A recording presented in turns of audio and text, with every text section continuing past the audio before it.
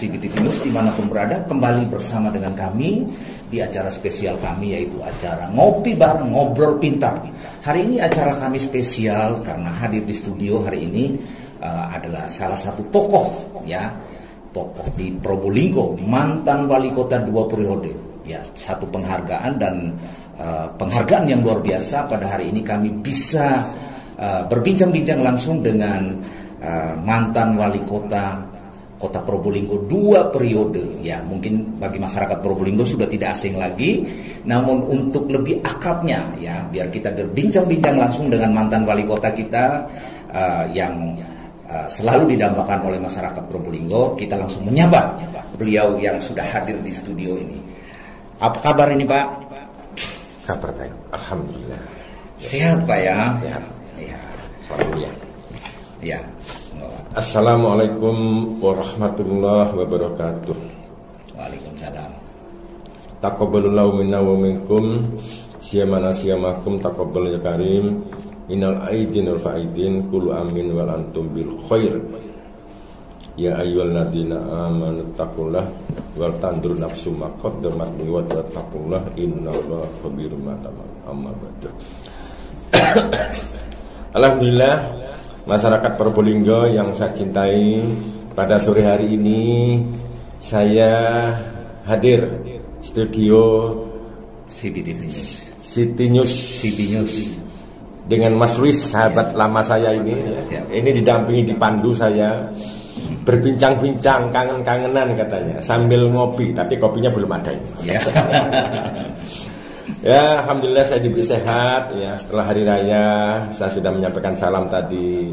Mudah-mudahan intinya kita diberkahi, ya, hari raya yang sudah kita akhiri dengan melaksanakan sholat Id. Kita akan mendapatkan perubahan diri kita, ya, yang lebih baik dari sebelumnya, sehingga kita meraih, ya, hamba Allah yang la'allakum tattaqun. Demikian Mas Luis. Terima kasih Pak Mantan. Saya boleh panggil Pak Mantan karena memang selalu lengket di mata masyarakat Probolinggo, tidak pernah menyebut nama Pak Bohori, selalu nyebutnya Pak Mantan. Jadi kalau nyebut Pak Mantan sudah pasti Pak Bohori. Ya, itu. Pak Mantan, 2 periode memimpin kota Probolinggo sejak 2004 sampai 2014. Kemudian akhirnya estafet bisa dilanjut oleh Bunda, ya. Ini bagi masyarakat Probolinggo kok sampai dengan hari ini begitu merindukan kepemimpinannya ini, gitu. Kira-kira mungkin masih banyak PR yang masih dirindukan oleh masyarakat ini mungkin. Ya begini, Mas Luis, ya, saya ini tidak terpikir jadi wali kota. Tidak terpikir, ya. Basic saya dulu itu adalah pabrik. Ya. 25 tahun saya di perusahaan asing Sumitomo KTI yang bergerak di bidang perkayuan itu. Cukup lama, 25 tahun. Di sana ilmu saya yang saya dapat adalah bagaimana orang sukses, ya, ditempa dengan disiplin.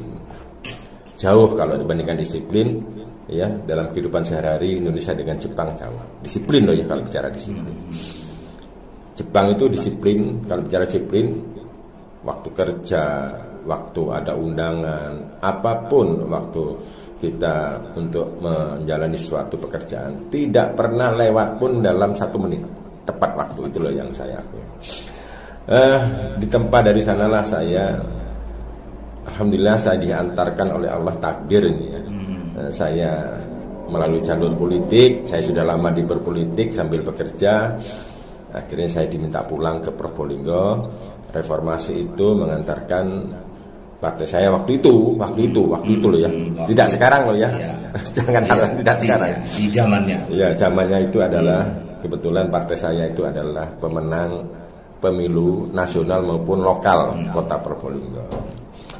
Sehingga saya disuruh pulang untuk mimpin Probolinggo. Awalnya saya ragu-ragu, tapi permintaan yang sangat, ya, padat semua masyarakat menghendaki saya pulang, akhirnya saya pulang. Alhamdulillah saya terpilih. Satu adalah saya waktu itu terpikir, satu, Mas, untuk memimpin daerah itu, ya, ingin supaya maju, ya, Karena saya tahu Probolinggo kalau bicara sumber daya alam sedikit yang bisa dijual. Ya. Karena kecil. Ya, beda dengan tempat-tempat wisata yang sumber daya alamnya itu bagus, ya, dipoles, tempat tujuan wisata. Probolinggo apa yang kita punya adalah cuma lahan mangrove, pantai. Iya, yang 11 km itu, ya memang ketebalan mangrove Probolinggo itu bagus lah. Akhirnya saya berpikir apa yang bisa layak dijual untuk kota Probolinggo. Akhirnya saya membangun ya bagaimana dengan potensi anggaran yang tidak begitu banyak. Saya waktu itu masuk anggaran, kalau nggak salah ingat saya 2004 saya punya anggaran 168 miliar. Bayangkan, minim ya. Itu minim sekali itu. Itu aja untuk bayar gaji separuh ya, belanja langsung tidak lebih dari separuh, paling-paling sisa untuk pembangunan sekitar 68 miliar paling-paling. Terus untuk apa 68 miliar? Nggak ada apa-apanya kan. Nah, dalam proses selama 10 tahun, alhamdulillah menjelang akhir jabatan saya 2014, anggaran kota Probolinggo hampir 1 triliun. Naik ya. Berapa kali lipat naik? Berkali-kali itu. Berkali-kali lipat. Sehingga saya itu tergerak untuk bagaimana membangun Probolinggo menjadi tempat wisata dan menjadi tempat kenangan orang yang mampir ke Probolinggo, karena banyak yang bisa dilihat ya. Karena potensi yang digarap oleh pemerintah daerah waktu itu betul-betul sangat membanggakan, dan orang kalau datang Probolinggo itu mengesankan. Apa yang saya garap dulu begini. Ini yang saya alami selama 10 tahun loh ya, saya alami. Saya waktu itu memang kalau saya waktu di DPR kegiatan keluar itu saya melihat adalah salah satunya yang bisa dijual adalah bagaimana daerah itu dipoles demikian dibuka sehingga kenyamanan, kebersihan itu indah sekali. Akhirnya saya berpikir potensi sekali sepanjang masuk batas kota sampai kota itu adalah sampai di Randu Pangger itu adalah yaitu bagaimana membangun 1000 taman. 1000 taman. Sampai sekarang saya masih ingat 1000 taman. 1000 taman sehingga saya mendapat penghargaan 1000 taman itu satu-satunya di Indonesia. Probolinggo bisa mengelola taman pinggir jalan kanan kiri, akhirnya terkenal dengan 1000 taman. Saya mendapat penghargaan, dipanggil Pak Menteri itu saya. Dan yang sangat membanggakan sekali 1000 taman di sedikit sekali pengeluaran anggaran dari PBD, karena saya mengajak masyarakat, perusahaan-perusahaan, sekolah-sekolah, termasuk dinas untuk bangun taman sesuai kapling yang sudah saya siapkan. Langsung bermitra dengan masyarakat ya? Iya, masyarakat, iya, pengusaha dilibatkan ya? Dilibatkan, termasuk Pelni, Pelindo, semua saya libat, perbankan, semua saya libatkan. Luar biasa ya. Saya kumpulkan dulu semua, terus saya beri mereka wawasan tentang tak pentingnya taman. Dan saya sangat terharu ya. Suatu ketika saya waktu hari raya dapat 4 hari saya jalan-jalan naik sepeda motor sampai di Ketapang ke timur itu saya berhenti. Ternyata banyak orang yang mudik berhenti foto-fotoan di taman itu, menghadap ke pantai. Di Ketapang macet pantai itu ya. Tamannya Masya Allah sambil duduk-duduk sambil selfie-selfie mereka tuh. Apa dah bangga itu? Bangga. Masya Allah. Terus saya pulang, saya ke Madura, ke daerah saya, kampung saya, Beduri, Telanakan, Pamekasan itu. Sampai di sana ada orang ya, tetangga bilang, aduh Pak Wali ya, aduh kau tenempen boleh pangling, sangku boleh Probolinggo, anapeh ini. Aku mek berubah dan entok bu, total berubah, kon keton bola, Probolinggo napi bener. Masalah seperti itu loh. Kesan orang luar kan ya. Orang luar yang menilai ya. Menilai tuh saya, banggalah saya itu. Yang kedua, kebetulan saya waktu di provinsi DPR itu ada proyek besar dari provinsi tentang pelabuhan perikanan. Pelabuhan perikanan itu ada 2 titik yang menjadi fokus dari pemerintah Musi adalah satu Lamongan, satu adalah Probolinggo. Saya berjuang itu walaupun saya masih terpikir belum ada, saya berjuang. Akhirnya saya didukung oleh Pak Imam, akhirnya ditempatkan di kota Probolinggo. Ya. Akhirnya saya terpilih jadi wali kota. Nah, pembangunan waktu saya jadi wali kota. Sampai di sana saya lobby gubernur. Akhirnya saya paparan di Pak Menteri sampai 3 kali. Anggaran hampir 0,5 triliun. Sepeser pun pemerintah daerah tidak mengeluarkan dana. Sepeser pun ya. Semua dana dari pusat dan dari provinsi. berkat dukungan gubernur. Saya lobby tidak pernah berhenti saya. Presentasi di hadapan Pak Menteri bagaimana supaya proyek multi use ini jalan terus tidak pernah berhenti. Karena anggaran mengalir terus dari APBN, dari APBD, Pak Gubernur juga mendorong saya terus. Bayangkan 0,5 triliun tanpa sepeser pun dari pemerintah kota. Sepeser pun. Akhirnya bangunlah kita punya kebanggaan. Yang ketiga, saya waktu jalan-jalan, saya sering jalan-jalan sampai sekarang kalau pagi, sampai di tempat itu, komplek lokalisasi itu. Di sana ternyata rindang, pohon-pohon banyak itu. Saya bicara sama kepala dinas BLH itu, Pak Budi Kris nggak salah itu. Saya, Pak Budi ini kalau dikelola ini emang 1 hektar untuk apa Pak? Untuk tempat kan banyak orang punya binatang, kita undang terus binatangnya taruh di sini, bon mini lah, punya Pak saya rencanakan. Akhirnya saya suruh buat kajian, akhirnya saya pertimbangkan, saya baca, bagus setuju, dibangun lah. Makin hari, makin bulan, makin tahun makin besar, punyalah pemerintah daerah bon bin, punyaan pemerintah daerah sendiri satu-satu di Jawa Timur yang punya. Kalau hari raya, masya Allah, ya mudah-mudahan aja. Saya dengar sekarang terbengkalai lah, eman-eman itu. Kan itu wisata lah. Itu wisata. Ya, wisata ya. Luar biasa. Luar biasa. Satu lagi, saya seneng olahraga kan. Tapi saya melihat Probolinggo itu tidak ada gor yang memadai. Akhir Gor Ahmad Yani saya rehab itu. Akhirnya ada yang saran, Bapak kalau punya hubungan di Jakarta, bagaimana kalau bangun gor yang besar yang bisa untuk digunakan event-event nasional atau internasional? Apa itu? Lapangan voli. Akhirnya saya bangun gor strip. Dan saya alhamdulillah saya ngelobi Jakarta dapat dana 20 miliar itu. Serpon daerah ada. Daerah cuma menyiapkan lahan saja ya. Itu loh kebanggaan saya. Terobosan. Ya, yang paling monumental itu Mas Lois ya, Jalan Gus Dur. Jalan Gus Dur. Oh, itu mana begini ceritanya. Tahun 95 saya kan sudah di Kentangan. Saya sudah jabatan kepala bagian di pabrik itu. Dapat jemputan tiap pagi. Termasuk itu sahabat saya yang punya Hotel Tampiarto, Pak Maharyanto itu. Waktu jemput saya terakhir saya dijemput di mobil itu. Macet muka eratek itu. Saya begini, saya nyeletuk spontanitas. Duh, iki sing gak genap pemerintah tahun 95 pemerintah iki. Mbok ya lobby perusahaan kok Ndek Buri iku dibangun.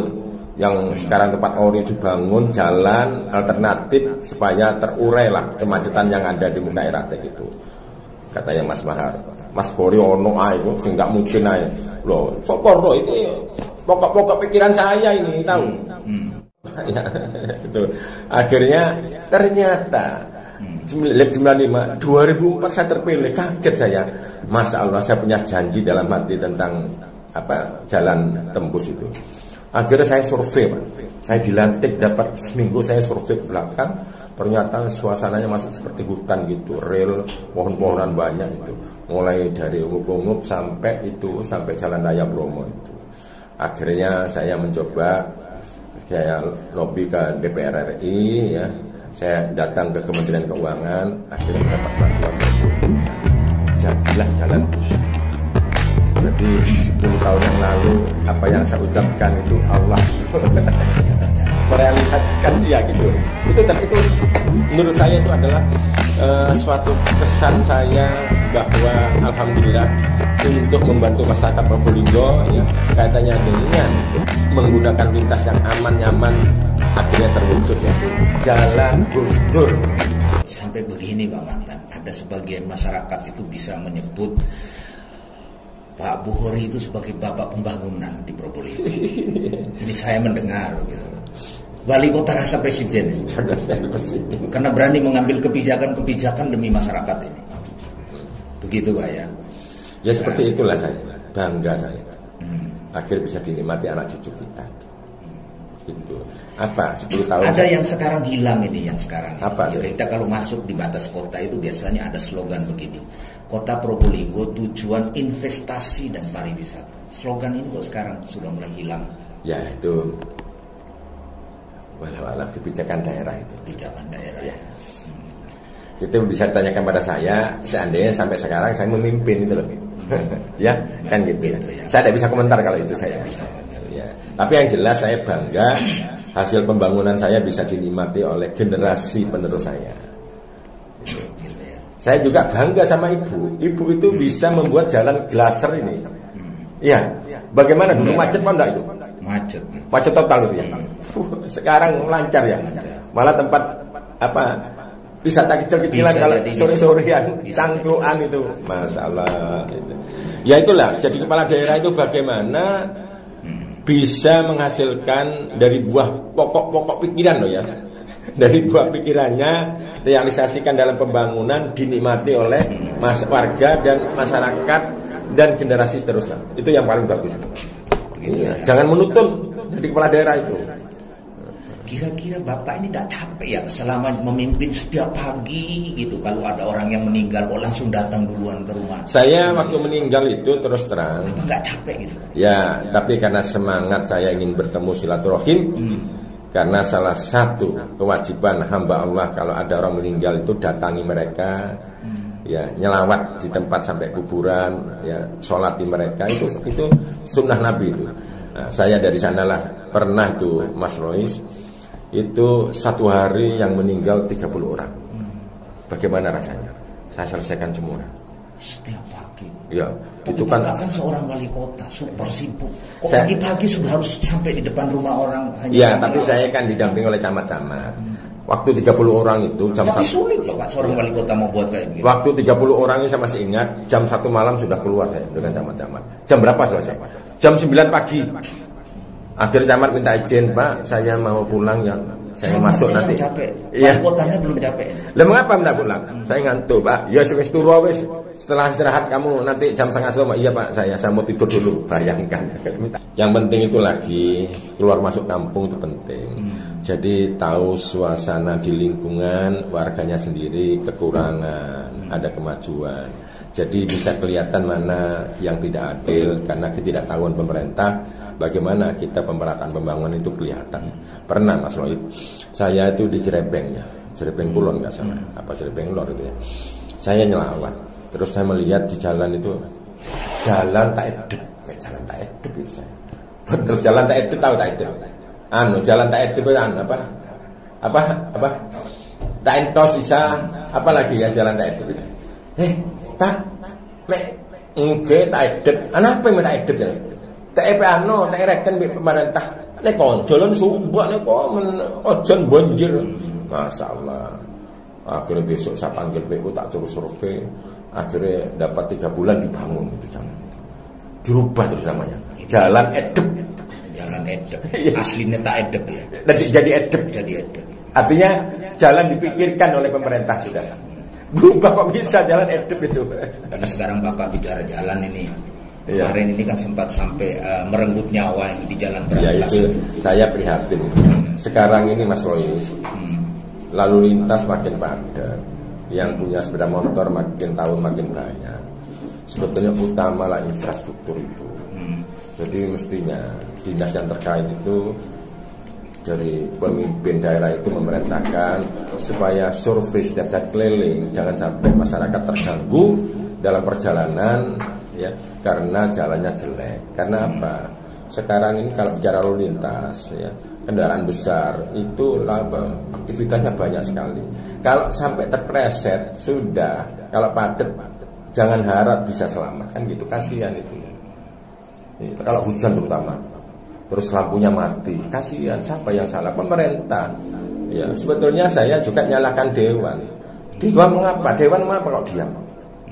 Itu mengapa kok mestinya jalan tak edep? Iya, berantas itu. Iya, untung di sana ada wakil-wakilnya. Berarti ada pasar tak edep juga ini, Pak. Tak edep. Wakil-wakil dewan yang agak peduli itu sampai keras bicara. Ya kalau dewannya sudah bicara keras seperti itu, tetapi penguasanya masih tetap diam, ya walau alam siapa yang disalahkan itu saya tidak tahu itu. Saya tidak akan nyalakan pemerintah saya. Saya tidak akan nyalakan pemerintah.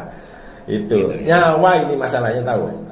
Ini nyawa masalahnya kalau bicara jalan ini. Jokowi jadi presiden utama apa? Infrastruktur. Sampai terbangun sekarang Merak, Probolinggo, nanti Banyuwangi. Tol, bayangkan. Ya memang mahal biaya tol, tapi masyarakat bisa menikmati kan. Nomor 2 kalau biaya mahal itu. Yang penting bisa menikmati seperti itu. Baik, ini Pak Mantan, saya mau tanya sedikit. Ini masyarakat banyak yang tanya ke saya. Kira-kira ini kalau dikasih umur panjang, sehat, ada kesempatan, masyarakat mendorong kira-kira maju lagi? Ya, tergantung nanti situasi lah. Keinginan untuk begitu tuh kuat sekali, terutama bukan dari saya, dorongan dari teman, pengusaha, banyak lah itu. Tapi Soalnya saya lihat sudah mulai bagi-bagi tempe ini Bapak. Kalau itu adalah kebiasaan saya sudah sewaktu jadi wali kota sampai sekarang tidak berubah. Bukan itu persiapan pemanasan. Oh enggak, saya sudah itu kebagian saya itu. Saya ini sembako sebulan 2 kali loh, 150 titik keliling saya. Enggak, kalau itu sudah kebiasaan saya berbagi dengan masyarakat. Gitu ya. Enggak lah, itu untuk sanggup besok. Gitu ya. Tapi kalau masyarakat berkeinginan maju Pak ya? Ya kita lihat, ini saya sering rapat-rapat keluarga. Insya Allah. Biar sampai tidak tanya macam-macam. Siapa yang maju? Ya, yang penting keluarga Haji Bukhari. Gitu ya. Ya. Siapa? Bukhari apa anak? Pokoknya keluarga. Tidak tahu siapa. Tapi siap ya. Kalau diminta masyarakat ini siap ya. Siap untuk maju. Insya Allah 99%. Wah, ya. Biar sampai tidak tanya lagi. Oh iya. Baik, itulah bincang-bincang kita sedikit hangat ya, tapi juga menarik karena kita punya kesempatan bisa berbincang-bincang langsung dengan mantan wali kota 2 periode. Sampai dengan hari ini cukup lengket di masyarakat, begitu merindukan sosok seorang Bukhari. Dan hari ini kita punya kesempatan untuk berbincang-bincang langsung dengan beliau. Ini mumpung lagi ada kesempatan Idul Fitri ini Bapak. Bisa berikan salam-salam kepada masyarakat Probolinggo lewat CBTV News ini? Ya begini, ya saya sudah menyampaikan salam tadi. Taqabbalallahu minna wa minkum siyamana wa siyamakum. Taqabbal ya karim minal aidin wal faidin kullu amin wal antum bil khair. Ini mudah-mudahan kita semua dengan selesainya kita melaksanakan kewajiban wajib dari Allah puasa Ramadan selesai, kita akhiri dengan kita adalah silaturahim, bermaaf-maafan, dan kita akan meraih kemenangan ya. Ulaika humul faisun. Allah memberikan kemenangan pada kita semua sehingga kita meraih sesuai dengan perintah Al-Qur'an, la'allakum tattaqun, menjadi orang yang bertakwa. Dari sinilah mari kita berubah ya, Pak. Makanya ada 1 tahun itu Allah itu menentukan 12 bulan. Ada 4 bulan itu yang bulan mulia ya. Bulan besar, bulan Recep, Sa'ban, dan Ramadan. Yang paling mulia Ramadan. Itu sebetulnya kalau bicara kita tentang syariat, kalau kita pelajari, itu Recep itu artinya bagaimana kita melakukan perubahan menanam. Kalau kita menanam ya, menanam. Tujuan agar supaya kita menjadi orang kita menghasilkan hasil yang baik. Setelah menanam kita merawat, kan ya, mengairi lah ya. Sa'ban itu ya. Nah, Ramadan kita menikmati hasilnya. Itu selalu terus menerus kita melakukan perubahan yang lebih baik. Ya, seperti saya yang ayat sampaikan tadi itulah. Ya. Al-Hasr itu ya, surat 16 kala. A'udzubillahi minasyaitonir rajim. Bismillahirrahmanirrahim. Ya ayyuhalladzina amanu taqullaha wal tanzur nafsum ma qaddamat liwat wa taqullaha innallaha birum ta'malun. Jadi kita ini ya dalam perjalanan ini, kita dalam sehari-hari apa yang kita sudah jalani ini, yang jelek kita tinggalkan, yang baik kita tingkatkan agar supaya lebih baik lagi. Ya ini Ramadan ini sudah. Nah, bagaimana setelah Ramadan ini kita jangan kembali sebelum Ramadan. Jadi dalam kehidupan sehari-hari bermasyarakat kita harus lebih baik. Terus kita lebih tingkatkan lagi itu. Lah itulah ya inti dari ulaika humul faisun. Kita meraih kemenangan bulan Ramadan. Kita kembali pada fitrah, seperti suci lagi, seperti itu yang saya harapkan. Semua itu pasti meninggal. Masyarakat semua meninggal. Dalam surat Al-Hijr jelas itu. Ayat 5, coba dibuka itu. Sebelah kanan atas itu. A'udzubillahi minasyaitonir bismillahirrahmanirrahim. Ya ayyuhalladzina amanu ya ayyuhalladzina tasbiqu min ummatin ajalah wa ma yastakbirun. Semua pasti mati. Kalau sudah waktunya mati tidak bisa mundur, tidak bisa mati. Innalillahi mana itu. Jadi apa yang kita cari? Harta, kekayaan, jabatan itu akan hilang. Ya, istri cantik akan hilang. Apa yang kita bawa? Amalan kebaikan. Itu kalau kita ingat itu, ada orang tokaran. Kedua, ada pejabat yang kianat tidak ada. Ngomong carpak ada, takok. Iya, makanya dalam surat Al-Mu'minun jelas ya. Walladzina amanu walladzina hum anil la'uridun. Jadi, orang yang beriman, bicaralah kamu yang baik-baik saja, jangan kamu carpong, tahu? Iya, masyarakat menunggu. Hasilnya kamu 5 tahun akan diline nanti bahwa janji bener apa enggak itu? Saya nanti kalau sudah terpilih saya janji akan bertemu dengan sampean nanti. Saya kalau diundang akan datang. Wah, itu jangan gampang melepas janji. Itu ciri khas itu ya. Ciri khas politik. Terus anggota dewan lagi. Oh gitu ya. Oh iya, kalau saya nanti kalau terpilih jadi anggota dewan, jalannya nih kok. Oh, tapi setelah jadi yang taren warga, nah karena jalan dosak, tidak ngerem. Pintunya ditutup. Singitan ya apa? Masya Allah. Ganti nomor HP gitu Ya ya. omongnya nomor HP diganti. Ya apa itu? Kebanyakan begitu kan. Bukan hanya Dewan Kota, Kabupaten, Provinsi juga di PRRI. Saya pernah punya teman. Saya pernah ketemu di Surabaya. Saya marah saya. Sampai udah jadi anggota di PRRI, tidak pernah datang ke dapilnya sama sekali selama 5 tahun. Sampai bisa-bisanya cuma menyuruh stafnya datang ke sini, terus tanda tangan untuk reses. Duh ya apa sampai di mana? Sampai luar biasa nih Pak Mantan. Selama menjabat 2 periode maka dilanjut. Nomor tidak pernah ganti. Iya, Pak tahu sampai ini ada teman saya ganti-ganti nomor ini sekarang. Tidaklah saya. Tapi saya bisa milah-milahkan. Nomor yang saya memori adalah nomor teman-teman yang baik. Tahu? Gitu ya. Teman yang baik. Ya, jadi itu makanya kita kalau bersahabatlah dengan orang-orang yang baik. Ya ayyuhalladzina amanu taqullah ya. Wa qulu qaulan sadida. Hai orang beriman, kamu berhubunglah dengan orang-orang yang bicaranya baik. Ya ayyuhalladzina amanu taqullah wa kunu ma'as-shadiqin. Hai orang beriman, berhubunglah kamu dengan orang-orang yang baik. Itu loh. Al-Qur'an itu tidak bisa dibantahkan itu. Benar itu. Jadi kalau punya jabatan itu jangan mentang-mentang punya jabatan. Itu 5 tahun 10 tahun sudah habis itu. Kalau sudah nanti habis turun ke masyarakat, bisa-bisa masyarakat tak ngereken tahu. Jangan mentang-mentang, janganlah, saya paling takut itu. Sungguh makanya saya setelah turun dari jabatan saya selalu keliling. Terpilih hari jadi mantan kan gitu. Iya, saya selalu tidak terpilih, saya selalu keliling ke masyarakat, silaturahim.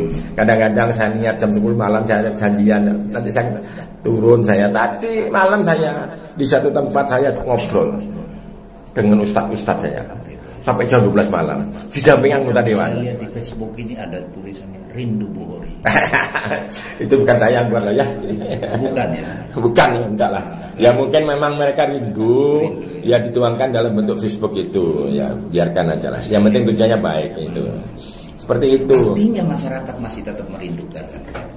Jadi Bapak siap ya kalau mamanya nanti digandaki oleh saya sudah dapat keluarga insya Allah. Siap ya. Tidak tahu siapa yang maju. Apa si Fulan, apa Aisyah, tidak tahu saya. Demi Probolinggo ya. Apa si Leni, saya tidak tahu. Tidak tahu siapa, barusan ngomong Leni, Fulan. Demi Probolinggo ya. Demi Probolinggo. Supaya kota Seribu Tamannya kembali. Saya kepingin bangkit lagi. Saya terus terang Mas Luis, ada sejarah ya dalam perjalanan saya 10 tahun. Saya kan senang olahraga. Bagaimana Probolinggo dikenal seluruh Indonesia. Kota kecil bisa mengorbitkan atlet-atlet terbaik. Saya apa yang saya lakukan? Saya coba merintis mengumpulkan atlet voli mulai dari mereka masih sekolah. Saya incar ada pemandu pemandu bakat. Mereka lulus sekolah, saya terima masuk. Ya, saya terima masuk. Yang rata-rata tingginya 180, 190. Akhirnya saya gembleng. Saya bentuk pusat latihan bagi mereka. Di Pemkot mereka pegawai honor, tapi mereka saya beri dispensasi. Mereka masuk jam 10, terus jam 1 pulang, jam 3 latihan lagi. Apa yang terjadi? Satu-satunya kota di Indonesia yang tergabung dalam klub Mars, Voli Mars ya, Mars kota itu jadi juara nasional. Bayangkan, antar klub juara nasional. Banyak sekali penghargaan yang selama ini. Enggak bayangkan, kebanggaan apa enggak?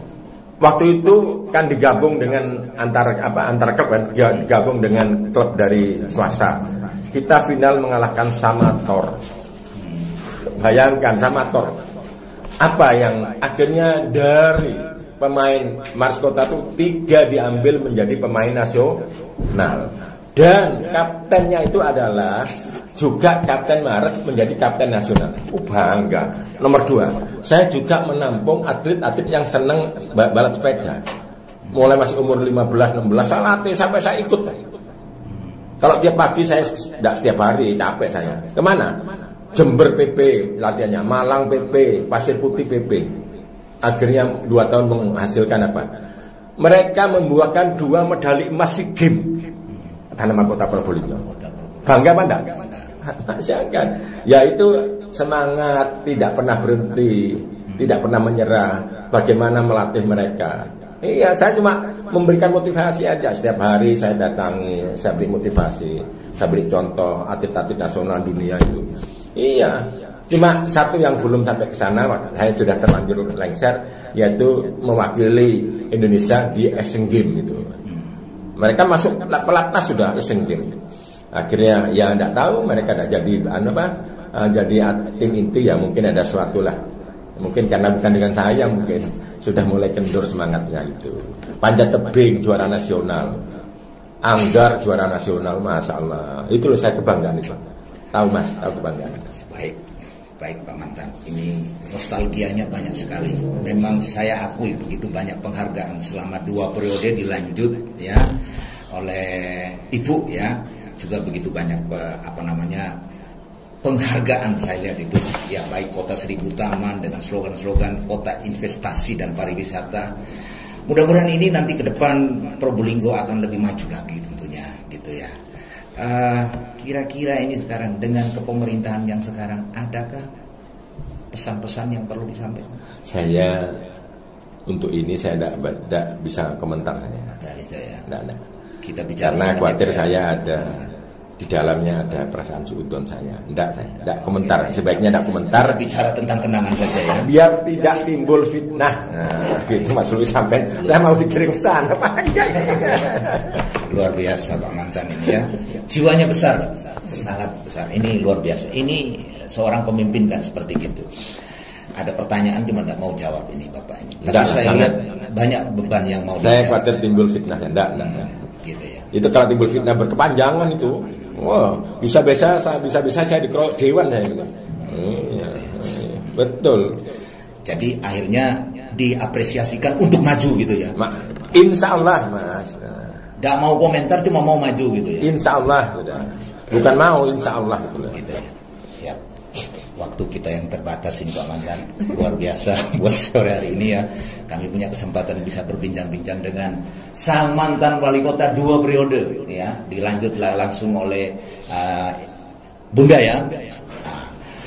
Demikian bincang-bincang kami ngobrol pintar ya dengan mantan wali kota Probolinggo 2 periode HM Buhori, yang tadi kita bicara banyak bincang-bincang tapi tentang masa lalu, tentang kisah-kisah bagaimana memimpin, bagaimana begitu mendekatkan diri dengan masyarakat. Tadi saya sempat bertanya, kira-kira jadi seorang wali kota apa nggak capek setiap pagi-pagi sudah harus nyelawat, tengah malam harus sudah datang ke rumah orang? Katanya enggak, kan gitu Pak ya. Demi masyarakat seperti itu ya. Nah ini yang perlu ditiru. Luar biasa ini. Demikian bincang-bincang kami dengan mantan wali kota Probolinggo 2 periode HM Buhori pada sore hari ini. Baik, cukup Pak ya? Cukup. Ya. Demikian yang kami laporkan dari Probolinggo. CB News, Muhammad Abdullah, Luis Haryo. Assalamualaikum warahmatullahi wabarakatuh.